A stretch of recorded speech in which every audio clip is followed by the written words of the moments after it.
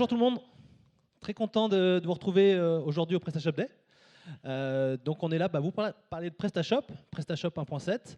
Alors je vais tâcher de parler le moins possible en fait, et puis de laisser parler nos utilisateurs qui ont des belles histoires à vous raconter sur PrestaShop.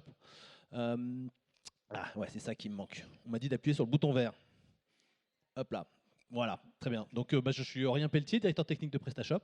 Et avec moi, Cédric Fontaine de Decathlon et Adrien Silver de World Sellers, qui se présenteront plus en détail. Je vais rapidement donc, vous présenter PrestaShop, dernière version. PrestaShop, juste pour rappel, notre mission, c'est de vous donner à vous, les marchands, les moyens de démarrer votre business et de grandir avec PrestaShop. Et on est et on veut rester et être de plus en plus fort pour être la plateforme, le point de contact unique où les marchands vont trouver tout ce dont ils ont besoin pour se développer et pour réussir.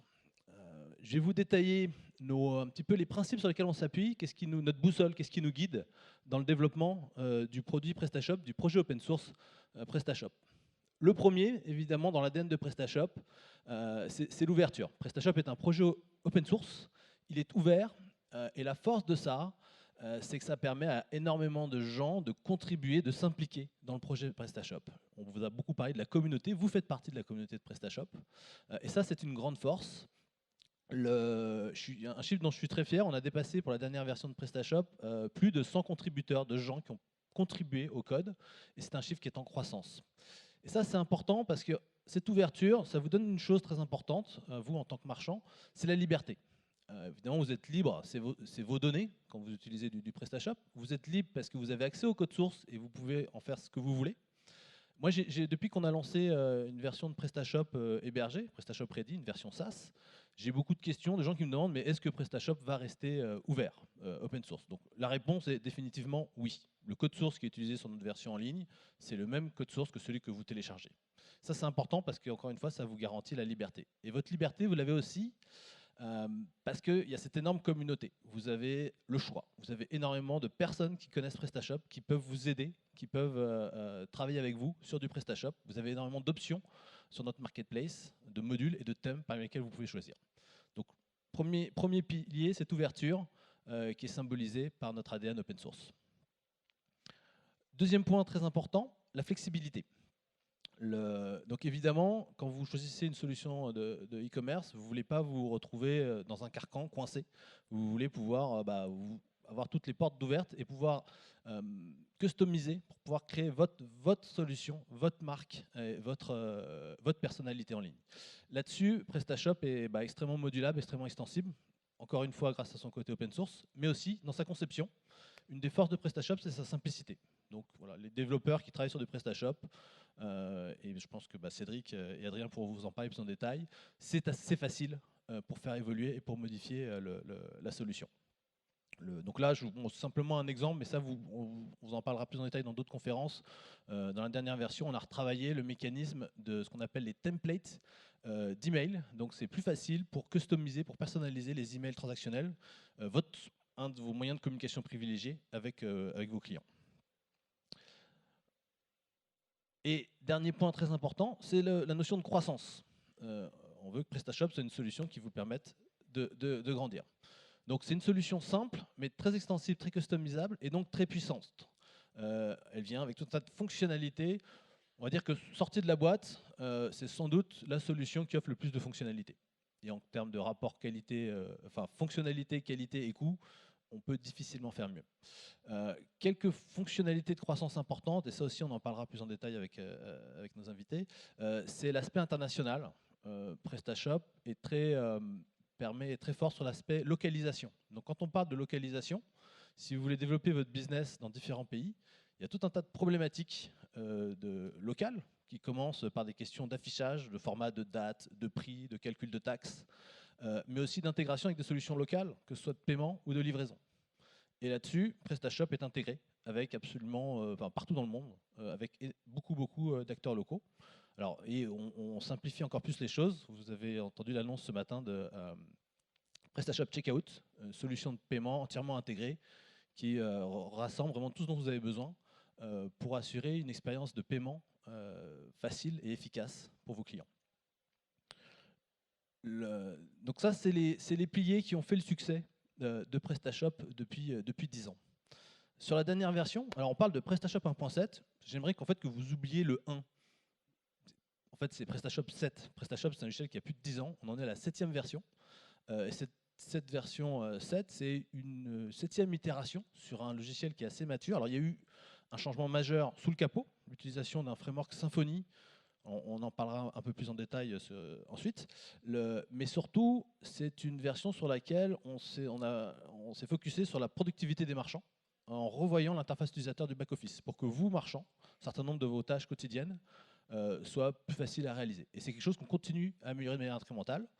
Un exemple dans la version qui est en cours de test actuellement, qui est en bêta, la 1.7.6, sur les aspects SEO, qui est un aspect capital de votre business, on a facilité le fait qu'en fonction des paramétrages que vous faites, des mots-clés que vous rentrez et des descriptions que vous avez, pouvoir visualiser tout de suite qu'est-ce que ça va donner sur Google en prévisualisation, plutôt que d'être obligé de pousser la chose et d'aller voir de l'autre côté ce que ça donne. Donc c'est des petits détails, mais c'est à chaque fois pour vous faire gagner du temps. Cette productivité, évidemment, on se focus à la travailler pour vous, les marchands, mais on a aussi de l'autre côté, c'est la productivité pour nos développeurs, les gens qui travaillent sur du PrestaShop, qui vont le customiser et l'adapter. Il y a aussi tout un tas d'améliorations pour que l'expérience développeur soit aussi bonne que l'expérience utilisateur quand on fait du PrestaShop. Et enfin, le dernier point sur lequel je suis particulièrement sensible en tant que directeur technique, c'est la robustesse de la solution. C'est d'avoir une solution fiable et sans surprise. Donc on a énormément investi ces derniers temps dans des pratiques de développement pour assurer de la qualité de code, et notamment, c'est des choses assez classiques au final, mais on a aujourd'hui énormément de tests automatisés pour garantir que quand on fait évoluer le logiciel, il n'y a pas de régression. Donc là, actuellement, sur la version 1.7.6, ça fait 2 semaines qu'on a sorti ce qu'on appelle une bêta. Et donc, toute notre communauté, nos partenaires, que ce soit des agences ou des développeurs de modules, ou même des marchands, sont en train de tester et de vérifier que cette nouvelle version est compatible avec ce qu'ils ont fait. Et évidemment, on a des retours, ça ne marche pas du premier coup, mais on est dans cette phase de stabilisation, ce qui fait que quand on va sortir la version finale, on croise les doigts, d'ici la fin du mois, peut-être d'ici mi-juin, elle sera stable, elle sera fiable et il y aura très peu de régression. Une chose qui est certaine, c'est qu'on ne la sortira pas tant qu'on aura encore des bugs identifiés, des bugs majeurs identifiés. Donc ça, c'est un aspect très important parce que ce n'est pas quelque chose dont vous voulez vous soucier en tant que marchand. Cette robustness, évidemment, elle est sur les aspects techniques, mais aussi sur des aspects fonctionnels ou légaux, où là-dessus, nos équipes travaillent pour s'assurer qu'il n'y a pas de trou dans la raquette. Donc il y a eu pas mal d'évolutions, différentes réglementations, comme le RGPD, comme notion de certification de logiciels de caisse, article 88, enfin, tout un tas de choses légales. Évidemment, nos équipes travaillent là-dessus. Donc voilà, ce que vous pouvez retenir, PrestaShop, les fondamentaux, c'est l'ouverture, la flexibilité, la croissance, la productivité et la robustesse du logiciel. Maintenant, j'ai sans doute un biais quand je dis tout ça, donc je préfère qu'on en parle avec nos utilisateurs et qu'eux vous racontent leur expérience là-dessus. Quand je dis que PrestaShop 1.7 est un succès, est une solution robuste, voilà, quelques belles références. Chocolat des Français, Huygens, Bobby's, Decathlon, La Redoute, donc c'est des marques que vous connaissez sans doute. Et tout de suite, évidemment, on va se concentrer sur Decathlon et World Sellers. Alors Decathlon, peut-être pas besoin de trop vous le présenter. Moi, j'avais l'habitude, Decathlon, c'était super pratique quand je voyageais. C'était un moyen de repérer les Français. Ils avaient tous le routard et puis un sac à dos Quechua. C'est quand même bien pratique, sauf que c'est plus vrai aujourd'hui. Decathlon s'est énormément développé à l'international et donc ça marche plus en fait. S'il y a du Decathlon sur le dos, c'est pas forcément un français. Et ça, Cédric va pouvoir nous en dire plus. Pour commencer, Adrien, je te propose de nous parler un petit peu de World Sellers. Alors j'ai mis la référence La Redoute. Désolé, vous n'êtes pas encore aussi connu que Decathlon, mais je pense que ça commence aujourd'hui. Bientôt. Donc c'est à toi. Parle-nous un petit peu de World Sellers, qu'est-ce que vous faites? Bonjour à tous. Donc, World Sellers est une agence spécialisée dans l'accompagnement en développement commercial international.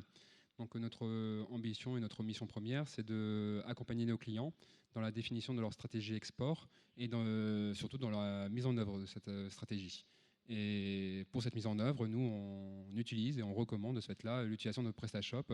On pourra voir en détail pourquoi dans la suite, j'imagine, de l'interview, mais voilà, c'est pour toutes ces choses-là qu'on a choisi PrestaShop et qu'on accompagne nos clients à l'international facilement. Merci Adrien. Du coup, Cédric, bon, tout le monde connaît Decathlon. Par contre, tout le monde ne sait pas forcément ce que le rapport entre Decathlon et PrestaShop. Alors, tu m'as parlé, quand on a préparé cette table ronde, tu m'as parlé de Decashop. Donc, Decashop, PrestaShop, je pense qu'il y a un petit indice. Voilà, tu peux nous en dire plus sur l'aventure PrestaShop chez Decathlon? Oui. En fait, donc, ça va faire 6 ans cette année que Decathlon utilise PrestaShop maintenant dans plus d'une trentaine de pays à travers le monde. Donc la solution, effectivement, c'est une solution qu'on a beaucoup customisée, personnalisée, modularisée. Donc on utilise actuellement la version 1.7 qu'on déploie et on l'a renommée effectivement Decashop, donc Decathlon et PrestaShop. Mais c'est une solution qui est basée sur la 1.7. On essaye de rester le plus proche possible de la version avec le cœur et de faire le moins de modifications possible. Mais on s'appuie là-dessus. Et puis, donc, au Canada, on a développé une nouvelle version donc, basée sur la 1.7. On a migré l'année dernière de la 1.6 à la 1.7. Et c'est une solution que nous, on rend disponible à d'autres pays qui utilisent, donc, qui ont Decathlon, qui sont chez Decathlon, pour utiliser une solution facile à mettre en œuvre pour faire du commerce électronique. Et j'étais en Indonésie le mois dernier pour les aider à déployer la solution également. Ok, donc du coup, il y a une solution historique qui a été développée il y a 6 ans, Decashop. Tu peux nous dire peut-être où est-ce qu'elle est utilisée, dans combien de pays Decathlon Oui, en fait, c'est une solution qui est aujourd'hui, donc il y a deux, comme je disais, nous, le Canada, on a développé notre propre version, donc sur la 1.7, et on a également l'Inde qui gère pour plus d'une trentaine de pays différents Decathlon, la solution également Decashop. Donc il y a deux visions. Une vision pour les pays qui n'ont pas du tout d'équipe informatique et qui veulent faire du e-commerce, donc le déployer très facilement. Donc ils utilisent la solution de l'Inde, qui est gérée et managée par l'Inde, et la solution que nous on a développée, où à ce moment-là, la personne va avoir le projet Decashop et doit avoir des personnes qui vont faire la maintenance et gérer le site e-commerce chez eux. Nous, on n'offre pas du tout de maintenance et de support. Donc, mais c'est une solution open source. Donc tous les outils qu'on développe pour Decathlon sont mis sur GitHub et sont utilisés à l'intérieur de l'entreprise Decathlon pour Decashop. Du coup, et Adrien, vous, depuis combien de temps vous êtes vous avez choisi PrestaShop 1.7 et qu'est-ce qui vous a poussé en fait à basculer? On utilise PrestaShop déjà depuis l'ouverture de WorldSellers, donc depuis 5 ans. Et on est passé assez rapidement quand PrestaShop 1.7 est sorti sur cette version-là, parce qu'on a vu vraiment un gain au niveau des performances. Pour la Redoute, on utilise beaucoup de produits, donc il nous fallait une solution qui puisse présenter tout ce catalogue de plusieurs dizaines de milliers de produits. Et donc PrestaShop 1.7 a fait sens dans ce niveau-là, parce qu'on a fait des tests de montée en charge, des tests de performance, et même si la version 1.6 engageait déjà PHP 7 pour la partie un petit peu technique, on avait vraiment un gap et un gain avec PrestaShop 1.7. Et aussi, pourquoi on a choisi PrestaShop, c'est que quand on part à l'international, notre ambition, nous, c'est pas de demander à nos clients d'investir la majorité de leur budget dans les solutions IT. C'est surtout d'aller chercher de nouveaux clients, de faire de l'acquisition, faire du marketing. Et PrestaShop, tu disais tout à l'heure qu'il y avait une certaine facilité pour les développeurs de mise en œuvre, je confirme avec mes équipes. Et en termes de ROI, c'est la solution qu'on a trouvée la plus adaptée. Derrière ça, il y a aussi, donc j'en ai parlé un tout petit peu en présentation, la version 1.7 de PrestaShop. Il y a un gros changement sous le capot technique, qui est l'utilisation d'un framework technique. Donc le framework, c'est le cadre de travail pour les développeurs, qui s'appelle Symfony. Peut-être un mot, vous, de votre point de vue d'expert technique en e-commerce, qu'est-ce qu'apporte Symfony, que ce soit côté Decathlon et côté WorldSellers, évidemment. Chez Decathlon, Symfony, déjà, c'est le framework qu'on utilise pour nos outils personnels. Donc, parce qu'on a développé toute une suite aussi à côté de PrestaShop pour faciliter l'export. Donc, c'est déjà un framework français. Et ça nous permet d'avoir aussi une proximité, comme avec PrestaShop, de l'éditeur. C'est-à-dire que quand on a un problème, on prend le téléphone ou on prend le train, on arrive à Paris et on peut avoir justement une proximité avec ça. PrestaShop et Symfony, pour revenir à Symfony, reste un framework de plus en plus utilisé, hyper reconnu et qui permet de garantir une performance au niveau des applicatifs web très élevée, parce qu'on accompagne des clients qui, eux, génèrent pas sur les boutiques que l'on gère nous en direct, mais sur les leurs, qui sont développés avec du Symfony et plusieurs millions de visiteurs. Et côté pour nous, Cédric, ton point de c'est vue? aussi tous les outils qui viennent avec Symfony de profiling, debugging, etc. Donc des outils qu'on va pouvoir utiliser pour améliorer le code et pour voir vraiment tous les erreurs ou les problèmes qu'on a sur le code. Donc c'est des outils qui sont importants au développement et effectivement de travailler la performance, parce que le rendu de la page ou la vitesse d'exécution est très important. Donc avec tous ces outils-là, on va vraiment pouvoir optimiser la vitesse du site. Adrien, tu as commencé à parler un petit peu La Redoute, tu parlais de dizaines de milliers de produits. Est-ce que tu peux nous partager peut-être un peu plus de chiffres, alors sans dévoiler d'informations confidentielles, mais sur vos références, et vous n'avez pas que La Redoute évidemment. On parle de quoi en termes de nombre de visiteurs, nombre de produits gérés? Voilà, qu'est-ce que tu peux nous partager Au niveau de La Redoute, pour l'export, on n'a pas tout le catalogue de la marketplace laredoute.fr, bien sûr, mais on a l'offre La Redoute en propre, multimarque, bien entendu, ce qui représente aujourd'hui plus de 43 000 produits, soit 230 000 déclinaisons coloris taille. Et pour que tout ça soit joli, on doit gérer plus de 300 000 images. Et tout ça dans un PrestaShop 1.7. Qui tourne bien, qui répond bien, et donc voilà, ça c'est, on va dire, c'est le plus gros catalogue qu'on gère, mais on gère d'autres clients comme Affibel ou Tikamoon, et on reste toujours sur des volumétries de cet ordre-là, et avec lequel on n'a aucun problème dans l'utilisation de PrestaShop. En termes de trafic, comme tu l'as précisé sur ta présentation, sur la diapo précédente, on est sur les marchés de l'Europe, de l'Est. La Redoute, là, on parle de La Redoute en Estonie, donc l'Estonie, c'est un petit pays. Donc la volumétrie de trafic n'est pas énorme, on est à environ 1000 visiteurs uniques par jour. Donc mais sur un catalogue comme Affibel, on arrive à atteindre du 500 000 environ euros de CA par an, facilement, sur un pays comme l'Estonie. Très bien, merci beaucoup. Peut-être juste, comment est-ce que tu peux nous donner quelques informations sur comment vous hébergez ce type de site, sur quel type de solution, et voilà, avec je sais pas, le nombre de serveurs, ou sans rentrer trop dans les détails techniques, juste pour donner une idée. On a voulu migrer nos plateformes sur un service cloud. Donc on a choisi Google Cloud Platform. Donc on est sur du serveur Nginx avec un Varnish installé pour vraiment des très hautes performances, mais pas toujours activé, ça dépend des profils et des sites. Et on est sur un serveur simple avec une base MySQL de chez Google Cloud Platform, et on n'a aucun problème de performance. Même nos sites, on va dire, nos serveurs dorment. Ok, super. Et du coup, côté Decathlon, qu'est-ce que tu as des chiffres à nous partager, et votre solution d'hébergement? Si je commence par la solution d'hébergement, effectivement, nous on travaille au Canada et dans plusieurs pays avec Amazon Web Services, AWS. La solution est hébergée au Canada sur, on a plusieurs serveurs, donc on a toute la partie développement évidemment, donc on a des serveurs de staging, de pré-production et de production, donc avec les serveurs qui sont identiques, donc pour vraiment pouvoir tester dans les mêmes conditions. On fonctionne avec, actuellement on a 2 serveurs en front avec un load balancer, et puis on a une base de données qui est en RDS MySQL chez Amazon, et toutes les données sont dockerisées, donc on utilise Docker pour nos containers, pour tout mettre PrestaShop dans un Docker, et les données sont hébergées également sur un système de fichiers réseau, donc EFS. Alors, j'espère que on n'a pas perdu tout le monde.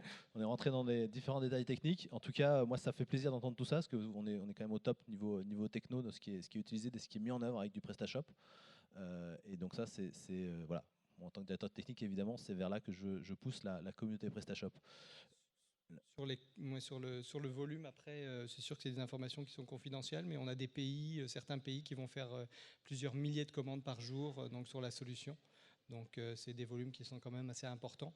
Au Canada, actuellement, donc le pays a été ouvert, donc ça fait 1 an que Decathlon est arrivé au Canada. Donc pour l'instant, on n'a pas de e-commerce parce qu'on n'a pas d'entrepôt. Notre e-commerce va vraiment être lancé en septembre de cette année. Et on fait surtout du click and collect, donc cliquer et ramasser en magasin. Donc c'est des volumes qui sont relativement faibles, mais on pense augmenter avec une grosse part des ventes qui vont se faire en numérique, donc sur le web. Donc c'est vraiment important pour nous de mettre la bonne technologie et que ça soit très rapide. Ok, super, bah, merci en tout cas pour tous ces détails parce que voilà, un des thèmes de la journée, hein, donc c'est Start and Scale. Je pense qu'avec des exemples comme Sword Sellers et Decathlon, bah, sur le côté scale, voilà, il n'y a vraiment pas de doute sur la capacité de la solution à monter en charge et à accueillir beaucoup de produits, beaucoup de trafic, beaucoup de commandes et donc des chiffres d'affaires potentiellement importants. Alors maintenant, j'aimerais qu'on passe à des sujets un peu plus sérieux. Combien ça coûte tout ça? Donc voilà, c'est vrai que là, on ne parle pas de sites primo-marchands, j'ai envie de dire, c'est-à-dire des gens qui vont démarrer un petit business. On est quand même sur des solutions qui sont des marques qui sont déjà connues, qui vont quand même avoir un certain budget. Mais malgré tout, qu'est-ce que vous pouvez nous partager en termes de donc, côté Decathlon, quels moyens vous mettez en œuvre pour faire tourner le site Decathlon Canada, par exemple, avec des PrestaShop?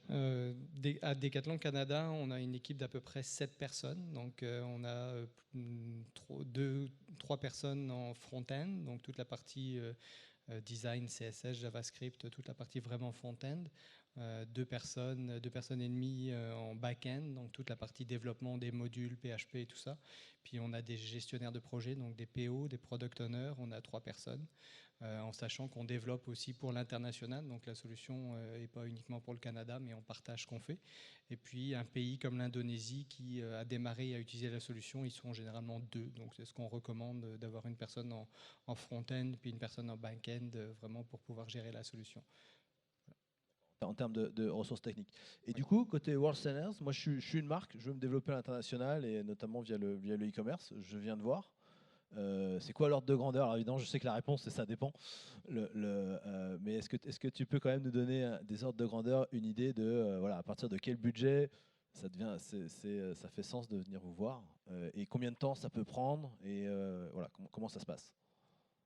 Eh ben, l'ordre de grandeur, c'est très simple, bien entendu, hein, ça dépend de ce que tu veux comme tuning. Comme tu l'as précisé, nous, notre objectif, hein, c'est de capitaliser un maximum sur PrestaShop pour réduire au maximum, encore une fois, les coûts de mise en œuvre. Parce que quand on parle d'export, ce qu'on veut, nous, c'est acquérir de nouveaux clients. On a un modèle en plus économique chez WordSellers où on est sur la transaction. Donc le ticket d'entrée, c'est, on va dire, de l'ordre de 10 000 euros pour une première boutique.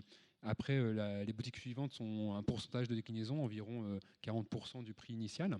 Et bien entendu, ça peut aller un peu plus, 20, 30, 40, 50, si on veut avoir un template spécifique, adapté. On capitalise beaucoup déjà sur la PrestaShop 1.7, sur les thèmes qu'on peut trouver sur la marketplace. Typiquement, on est en train de préparer un site pour la Belgique, pour la marque Balsamique, et ça a été une des recommandations qu'on leur a faites, c'est choisissez un template, on va le customiser un petit peu, donc comme ça on va réduire au maximum les coûts, il n'y a pas beaucoup de besoin de ressources IT, vu que pour faire ce projet-là, ça nous prend à peu près, si on tient nos délais, à fin juin aussi, ça nous aura pris à peine 3 mois avec un développeur front, un développeur back, et moi en soutien des équipes au quotidien. Mais voilà, et sur un budget qui reste de l'ordre de 10 à 20 000 euros pour ce site-là. Super, merci beaucoup. Maintenant, j'aimerais qu'on parle un petit peu plus des fonctionnalités de PrestaShop. Vous, en tant qu'utilisateur, hein, au quotidien, vous avez les mains dedans et vous en servez. Donc, côté Decathlon, alors évidemment, chez Decathlon, la gestion de produits, la gestion de stock, il y a beaucoup de choses qui existent déjà. On ne va pas utiliser les fonctionnalités à l'intérieur de PrestaShop pour faire ça, mais on va plutôt s'intégrer. Est-ce que tu peux nous en dire un petit peu plus comment ça se passe pour vous, justement, pour réussir à utiliser PrestaShop dans un cadre assez complexe comme celui de Decathlon? Oui, effectivement, on utilise PrestaShop et puis sa grande force, c'est la modularité. Donc, on a développé beaucoup de modules. On a peut-être une quinzaine ou une vingtaine de modules spécifiques qui vont aller communiquer avec les systèmes de gestion de stock, l'authentification Decathlon, l'affichage temps réel du stock des magasins, des choses comme ça. Donc effectivement, on utilise beaucoup de communication avec des API pour aller afficher toutes sortes d'informations. Donc tout ça, c'est développé dans un module. Chaque module a vraiment sa fonctionnalité. On essaye également de rester très modulaire de notre côté, donc pas faire un gros module qui fait tout, mais d'avoir différents modules. On a également une équipe au Canada d'intelligence artificielle, donc on va développer des modules d'intelligence artificielle pour tout ce qui est cross-selling ou recommandation de suggestions de produits. Donc ces équipes-là vont nous fournir des API, puis on va développer un module qui va aller interroger l'API, puis aller afficher les produits sur la page d'accueil par exemple. Donc ça c'est vraiment très important, puis c'est vraiment très facile de faire avec PrestaShop, avec les modules, puis même avec la 1.7, là les options de présentation de produits, de liste de produits, le code est vraiment simplifié, donc ça c'est vraiment très simple. Okay, super, merci. Côté World Sellers, donc dans votre stratégie, vous êtes plutôt dans une optimisation fonctionnalité-coût et rapidité de développement. Donc ce que tu m'avais expliqué, c'est que vous vous appuyez beaucoup en fait sur des ressources disponibles, des modules que vous avez trouvés sur la marketplace ou des thèmes. Tu as des features favorites, enfin des modules favoris, des choses que vous utilisez systématiquement Ce qu'on utilise toujours, c'est quelque chose qui est sorti avec un 1.7, si je ne me trompe pas, c'est l'override de thème. Typiquement, on ne veut pas toucher au code source, on n'aime pas toucher au code source, on préfère le laisser à cette option-là à l'éditeur. Donc on fait toujours des overrides, que ce soit quand on fait aussi des modules ou des ajustements sur le code PrestaShop. Et aussi depuis la version 1.7 sur les thèmes, où on peut justement surcharger les thèmes afin de leur apporter des spécificités quand on part d'un thème qu'on a acheté sur la marketplace. Ce qui est aussi très intéressant, c'est que, pour reprendre l'exemple de l'Estonie, qui est un petit pays mais un potentiel réel, on a des modes de livraison qui sont bien particuliers à l'Estonie. Et j'ai fait une recherche il y a 4 ans. Donc on n'était pas encore sur 1.7, on était à 1.6. PrestaShop, Add-ons, Estonie, avec le nom du transporteur que je ne prononcerai pas. Et typiquement, j'ai trouvé une boîte estonienne qui proposait ces modules PrestaShop compatibles directement et pour quelques centaines d'euros. Mon client était très content, moi aussi d'ailleurs. Ça m'a fait gagner beaucoup de temps. Donc c'est ça aussi l'intérêt de PrestaShop, c'est qu'en plus d'être une solution internationale, il y a vraiment des pays qui sont aussi appropriés et on arrive à trouver des développements et des développeurs de modules spécifiques quand on veut aller s'installer dans un pays à part entière, même comme en Estonie, pour se reprendre cet exemple-là, parce que ça reste un petit pays et on pourrait se dire non, il n'y a pas de développeur PrestaShop là-bas, on en a trouvé. Ok. Alors du coup, moi j'aimerais conclure un petit peu cette table ronde en vous demandant votre fonctionnalité à chacun favorite dans PrestaShop 1.7. Cédric, si tu veux commencer. C'est au niveau du back-office, toute la partie optimisation de la page produit, donc qui fonctionne un peu différemment des versions précédentes. Donc je trouve que c'est beaucoup plus rapide, surtout que même si on ne gère pas les produits, mais il arrive des fois de devoir désactiver des produits. C'est essentiellement ce qu'on fait depuis le back-office, donc ou d'aller voir les combinaisons, donc les déclinaisons. Donc ça, je trouve que c'est vraiment facile.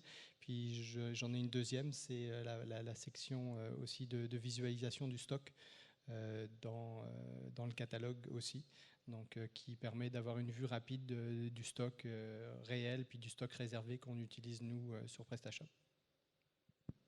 Et côté World Sellers, il n'y en a peut-être pas qu'une. C'est quoi tes... Je vais être très basique pour la première, c'est l'ajout au panier, parce que il faut déjà prendre PrestaShop pour ce qu'elle est, c'est une solution e-commerce, et rien que pour ça, ça permet de déployer des boutiques. Ensuite, au niveau international, oui, on utilise beaucoup de modules, Adyen pour les modes de paiement par exemple, mais ce que je noterais vraiment pour PrestaShop 1.7, pour moi, c'est pas un module ou quoi que ce soit, c'est vraiment le gain en performance qui est vraiment notable par rapport à la 1.6 et qui nous a permis, nous, d'offrir des expériences utilisateurs nettement plus appréciables pour nos clients et pour les clients finaux à l'export. Ok, super, merci beaucoup. Alors, je pense qu'on a rattrapé notre retard en termes de timing. Du coup, ça nous laisse du temps pour des questions-réponses. Donc, n'hésitez pas si vous avez des questions. On est là pour y répondre. Ouais, peut-être, je ne sais pas si on peut vous passer un micro. Comment...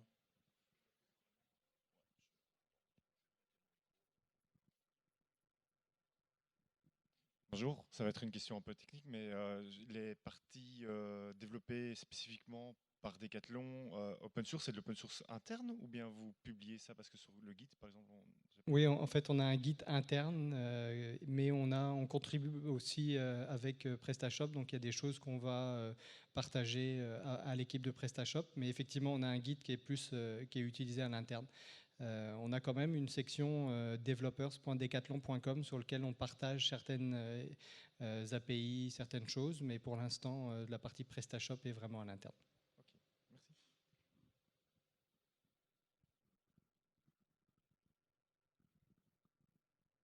Et évidemment, la solution étant open source, toute la collaboration se passe sur GitHub.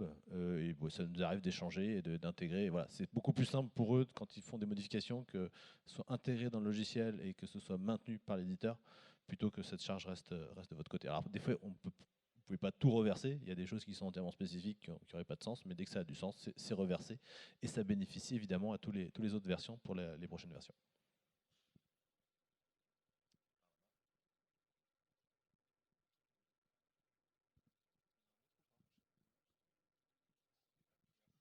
Ouais, bonjour. Vous avez pas mal parlé d'internationalisation tout à l'heure entre le Canada, l'Estonie, l'Asie, etc. Comment vous gérez, que ce soit avec les modules ou la structure PrestaShop, cette internationalisation des contenus en fait pour les différentes marketplaces? Nous, de notre côté, on a voulu simplifier la vie de nos clients. Donc, on a un partenaire qui s'appelle Textmaster. Il y a un module qui s'appelle Textmaster pour PrestaShop. Alors, par rapport au volume de données que l'on a, par exemple, pour la Redoute, le module n'est pas adapté. Donc, on utilise un ETL. C'est un peu technique, mais ça permet de transférer de la donnée d'un système à un autre avec Textmaster. Et automatiquement, ça nous revient traduit. Où on utilise des fois des ressources de traduction avec nos partenaires qui sont dans les pays étrangers. Ouais, il y a évidemment les fonctionnalités dans PrestaShop de gestion multilingue pour vos titres et vos descriptions de produits en plusieurs langues. Mais à la limite, ça, c'est un problème technique qui, voilà, c'est traité. La vraie difficulté, c'est de traduire les contenus et d'avoir du contenu qui a du sens et qui va vendre et qui va faire référencer, etc. Donc pour ça, effectivement, il y a des gens qui sont spécialisés là-dedans, il y a des partenaires. Ça, c'est tout votre boulot côté WordSellers ou d'autres partenaires là-dessus. Comment vous gérez ça côté Ouais, c'est Decathlon? ça, c'est que en fait, il y a deux choses. On utilise aussi les ETL et tout, mais même si on est présent dans une trentaine de pays avec PrestaShop, c'est sûr que chaque pays affiche que ses propres produits et son propre contenu. Donc, par exemple, pour des fiches produits, ils sont traduites en amont sur des systèmes de Decathlon. Donc, les fiches produits sont déjà traduites par des agences locales et arrivent dans PrestaShop et déjà dans la bonne langue et déjà internationalisées. Et au niveau des guides, par exemple, pour chaque pays, on a un guide par pays avec du contenu spécifique, des modules spécifiques locaux, les mails qui sont localisés, des choses comme ça. Donc c'est la façon de gérer à l'international, mais on utilise aussi la force de PrestaShop, on n'en a pas parlé, mais c'est l'utilisation des langues arabes aussi. On est déployé dans des pays où c'est l'arabe, donc dans le sens inverse. Donc ça marche très bien. Puis c'est une des forces et c'est facile de déployer. Là. Ouais, alors ça, tu fais bien d'en parler. C'est vrai que je ne l'ai pas cité, mais l'an dernier, on a bossé sur un projet qui n'a pas été tout simple, en collaboration avec une agence iranienne, pour supporter ce qu'on appelle les langues qui s'affichent de droite à gauche. Vous imaginez pas ce qu'il peut y avoir derrière. Je pense qu'on est la seule solution e-commerce à supporter le right to left en termes d'affichage de langue. Donc si vous voulez attaquer les marchés arabes et peut-être certains marchés asiatiques aussi, ça c'est une feature qui sera indispensable et qui n'existe que chez PrestaShop. Et pour ajouter un dernier point sur justement la partie traduction, nous on fait de la R&D surtout avec les solutions de Google, vu qu'on les a bien intégrées. Et aujourd'hui, ils ne sont pas encore assez matures. On a fait un test il y a quelques mois encore, et un Bombers, il nous l'a traduit en bombardier, et notre partenaire nous a dit que ça ne le faisait pas. Donc, pour l'instant, l'intelligence artificielle est encore pas assez évoluée à ce niveau-là pour nous garantir une qualité de traduction automatique satisfaisante dans un cadre e-commerçant. Et puis la traduction, c'est aussi localisation. Par exemple, on est présent, et puis moi je suis du Canada, donc des fiches produits qui sont créées en France ne fonctionnent pas au Canada parce qu'on n'utilise pas le même mot. Une veste, un chandail, une doudoune, ça se dit pas pareil au Canada qu'en France. Donc il y a aussi la partie localisation. Donc c'est pas uniquement traduction, c'est aussi de s'assurer d'être local. Puis ça, avec PrestaShop, on a des codes langue différentes, donc ça c'est aussi beaucoup plus facile. Et il ne faut pas oublier que les textes, c'est aussi le SEO. Donc si on l'optimise pas à fond, on passe à côté d'une grande partie qui est importante pour tout ce qui est e-commerçant.